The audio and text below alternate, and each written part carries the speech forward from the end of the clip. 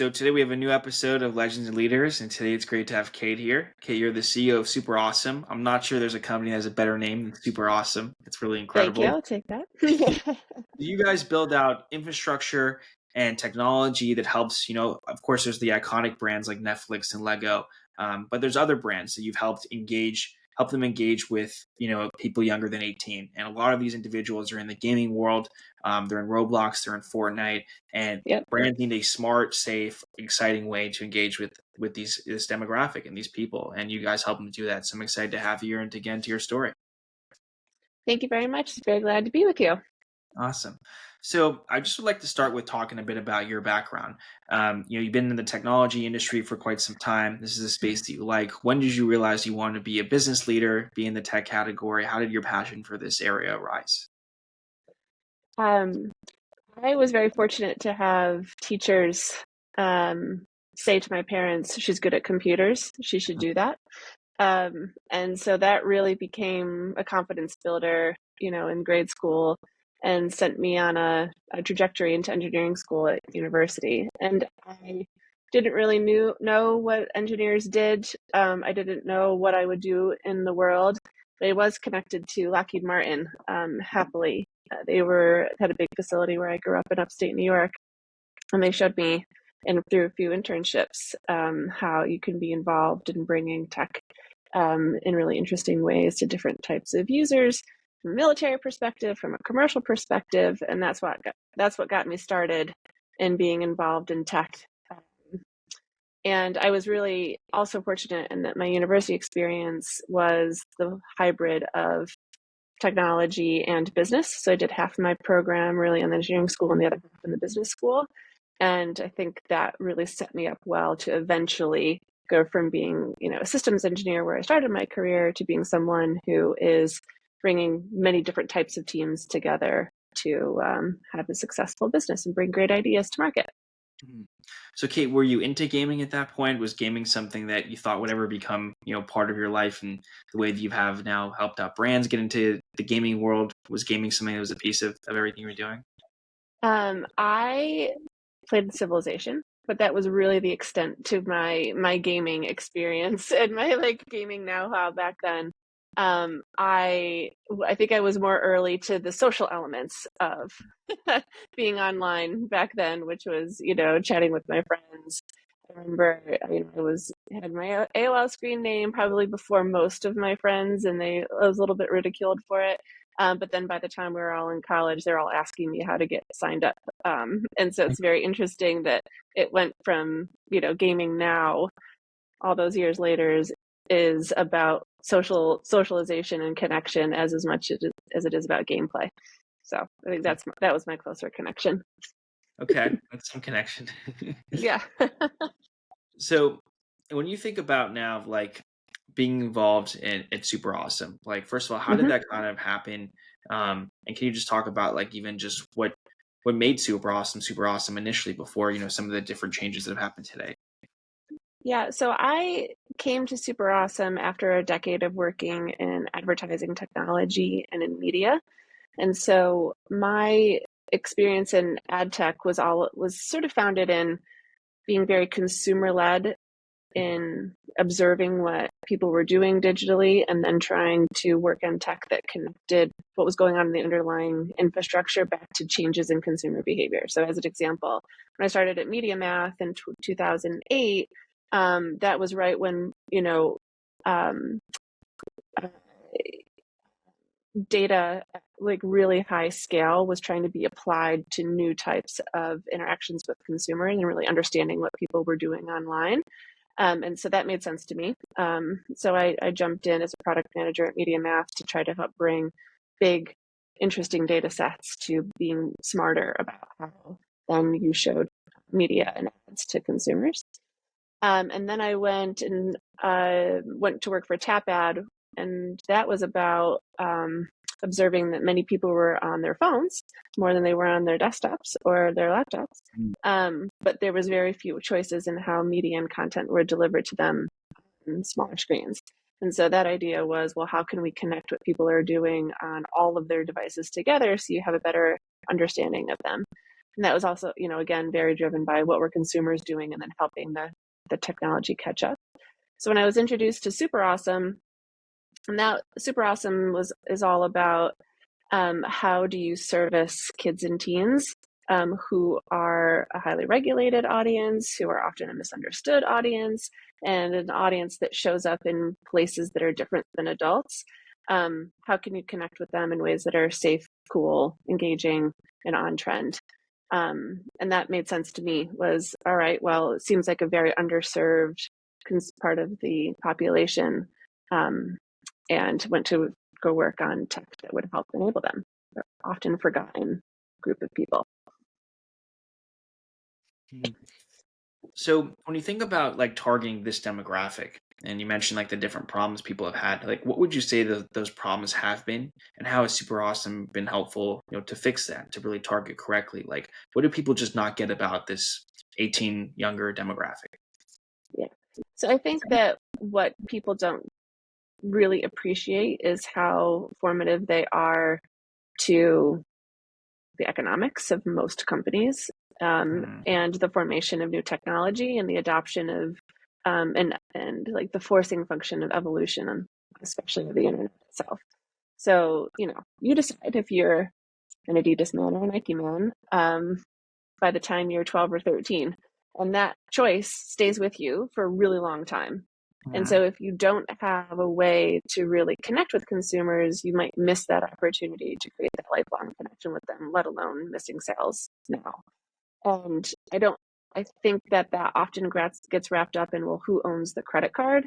Because the credit card and how to interact with adults is more data driven, because you can have more data with the lacking of data privacy law here in the US. And so often I think it sort of just says, well, mom was the one that bought the Nikes, but actually she didn't have a choice in the purchase herself, really, very much. It was all about what the teen, the tween, or the kid wanted. So I think that's often misunderstood, is the difference between consumer and shopper. The other thing I think that gets wrapped up into this is then people are afraid of making a wrong move with youth because they don't want to erode trust of consumers, which I think is great and noble, and like the spirit behind it is right. But then that sort of then just leaves many companies into paralysis, where they might think that they know they have users who are kids or teens. They know they want to have consumers that are kids and teens, but they're nervous about how they should do it properly. And that often puts up a wall to then actually going for it. Mhm. So when you think about like video games and just the Mm-hmm. potential of video games to target this demographic, what are some of the clear benefits of it? I mean, obviously you've got this incredibly engaged younger demographic in these games. It's become the next Yep. social network for many of them. Games like Roblox, and what they Mm-hmm. do in there is quite interesting, and they're spending hours and hours a day. But what does Mm-hmm. it take for a brand to successfully integrate and target this audience, and do it in a way that isn't so markety, salesy, et cetera? Yeah. Um,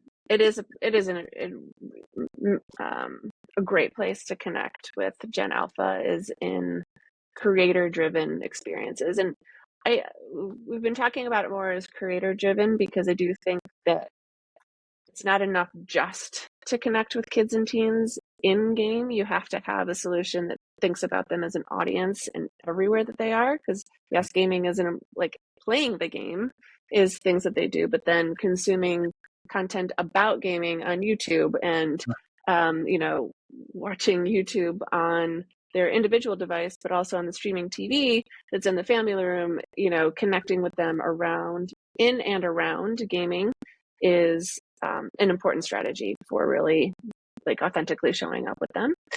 But Mhm. in each of those places, you have to take a different content strategy, right? And so when you are building inside of, or want to connect with them whilst they're playing Roblox or Fortnite, and really taking advantage of being part of this really robust creator economy that is blooming in there, where there's anyone can make an experience now. I think that it's important for brands to show up where kids and teens already are, and like understand how what are underlying drivers of people liking their products or liking their characters or liking their IP connects back to the type of player, the type of kid or teen that's playing the experiences. So as an example. If you are Nike and you are often the people who have most affinity for the brand are driven by determination and teamwork and goal setting, you might not want to advertise or show up in, role-playing games, which are much more creative driven, or they're kind of more storytelling. You might want to show up in more obstacle courses and obbies, as an example. And so those are the things I think that brands have to really consider is how does what their brand stands for show up in the right kind of experiences, the right kind of ways, depending on who their target audience is. Okay, what have been some of like the measurable results that you've seen when a brand like a Nike or Adidas or Lego comes into this world and builds something, whether it's their own world they build out or they integrate in, like what can they expect? What does it do for them as a brand? Is it really increasing sales? Is it just now they've engaged with this audience and they put it in their minds and they'll see a recoupment in 5-10 years, something like that? Like what are some of the measurable benefits you've seen? Yeah, I think that the amount of engagement that you get with a brand or with a character is really high and strong when you're in the game. And then same thing if say you work with an influencer or creator who's kind of doing content about what's going on in the game out on their YouTube, you get a ton of engagement with that content, sort of more around the game um, video. I think it's early days and actually making the connection between in-game commerce back to in-game media. There's, Roblox, as an example, has done some early integrations with Shopify and such, but it's not yet for under 13s in the main. And I think that like getting all the pipes connected is quite early days still. So it's really about brand engagement. And improving sentiment, which we see happen, is incredibly and like convincingly driven by doing a good job in immersive experiences like gaming. So you're pretty optimistic on the Roblox Shopify partnership there. I mean, I think it's pretty interesting. I think that digital commerce is going to evolve really quickly. And it's I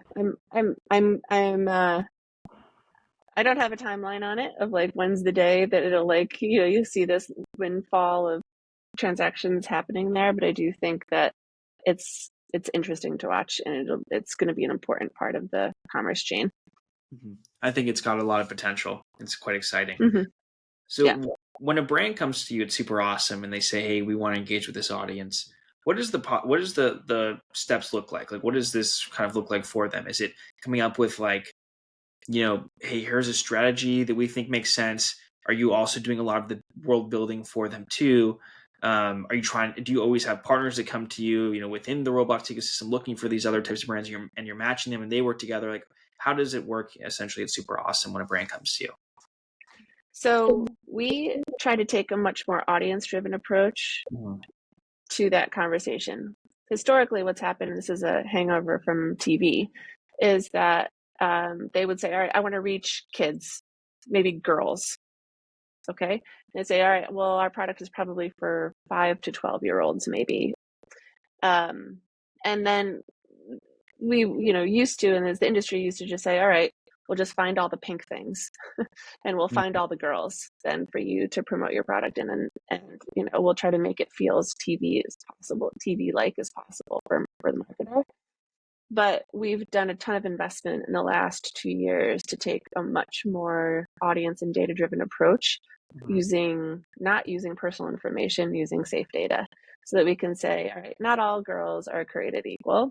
Some girls are much more Taylor Swift than they are Olivia Rodrigo. And in fact, you probably don't want to reach both a 5-year-old, a kindergartner who can't read yet, and a 7th grader, a 12-year-old who is, in the precipice of teendom and is studying for exams and has they're primarily driven by their friend relationships, not their familial relationships. You probably don't want to reach all of those kids. So we'll help you actually find what age, what interest, what drivers, what fandoms are actually a match for your product. And then once we have that determined, then we'll go figure out what are the best places in which to reach them. The combination of in gaming, in YouTube, using creator content, using streaming, and really take a much more audience-driven approach. And when we do that, we're seeing massive improvement on marketing performance. We're seeing 20% lift in some cases on the effectiveness, because you're not just sort of treating every kid or every teen as equal. You're really having an authentic message, which that's what we do for adult marketing all the time. It just hadn't ever translated to youth, and that's something that we're seeing to be extremely effective now. You were involved in the buyback of SuperAwesome Yeah. after it was acquired by Epic Games. Can you talk a bit about Mm-hmm. that, Kate, and like why you wanted to have a buyback done? What was the benefit of that, and how it even worked? Yeah. Yeah. So we went into Epic Games in 2020 to help make the metaverse inclusive for kids and teens, Mhm. because the sort of the lessons learned from past iterations of like Internet 1.0 and Internet 2.0 is those are really built for adults by adults, Mhm. and going back and modifying your data collection processes and your age verification and doing all the things ends up being really expensive and disruptive to your flow. So we went into Epic to say, well, how can we make sure that the metaverse, Internet 3.0, was going to be inclusive of all players from the bottoms up? And that was great. It was a massive learning experience, and being able to have a front row seat of what makes a Fortnite so electric and makes it such a fun place to be with your friends. In a lot of ways, we had mission accomplished in that. In the 3 years that we were part of Epic, we helped get the backbone going for identity, and letting younger players in, which then helped them work with Lego and work with Disney to bring that content into the Fortnite ecosystem. But Epic has a ton going on in that transition from Fortnite, from a single player, single experience, battle royale, to a more YouTube-like environment where anyone can make a map. It's a massive change, and to bring Unreal Engine into the ecosystem, and to fight for developers' rights versus Apple and Google. There's just a lot going on inside of Epic. And so we had a great conversation with the management team and said, how about we bring SuperAwesome out so that we can really focus on kids and teens and help the digital youth ecosystem evolve? And we came to an agreement that we would be better suited to have Epic as investors instead of owners, so we could run at our own momentum, given kind of the things that happen when not everybody has the same priorities. And so I really thought, and I know that many people at SuperAwesome felt that the job hadn't been completed yet in building an internet that was safer and better for kids and teens. And we really thought that it would be a disservice to not have SuperAwesome go out and continue to be in the world. So that's why we bought ourselves back out. Mm-hmm. And how has it been since? Do you feel like you're much closer to getting to that mission? Some days, yes. Some days well, it's just kids keep changing, teenagers keep changing. Like, they're not static. And so we talk often about having to evolve at the pace of them. Where a few years ago, we were just getting our heads really around immersive gaming as it was evolving and becoming that much more social and community driven. And now, we have to understand what's the next iteration of community management, which, happens on Discord as an example, or what's the role of audio? What's the role, like, how is the content ecosystem evolving between produced content versus creator driven content? So it really does keep changing. And so we treat the mission like the North Star. I don't know that it will ever be done, because they keep changing. The tech keeps changing. We're just now getting our heads around AI and how do kids and teens interact with AI, or have any of the models been built to include their voices or to have the right interactions on top of them? And that is going to be a problem, I think, that can, blooms like an onion for many years to come. So not done, but we're going to work hard on it. That's good. So what does like the roadmap look like now? What does the next 5 to 10 years look like, Kate? What do you envision SuperAwesome looks like at that point in time? And what are your kind of goals over that period, essentially? Yeah.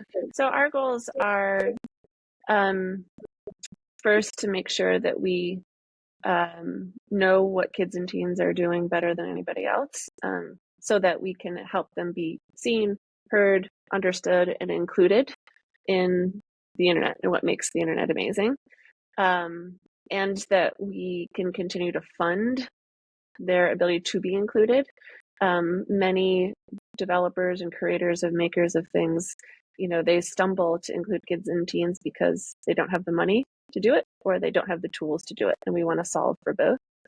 And like I said, make sure that we're solving for it in the evolution that happens. Mhm. Okay, that was all the questions that I had. I appreciate you Mhm. taking the time and doing this. I think it's fascinating, what you're trying to do with the internet and with gaming specifically, because it has become the next form of communication online. These are the Yep. social networks. This is where young people are, and making them safe and fun at the same time is something that's quite a difficult balance.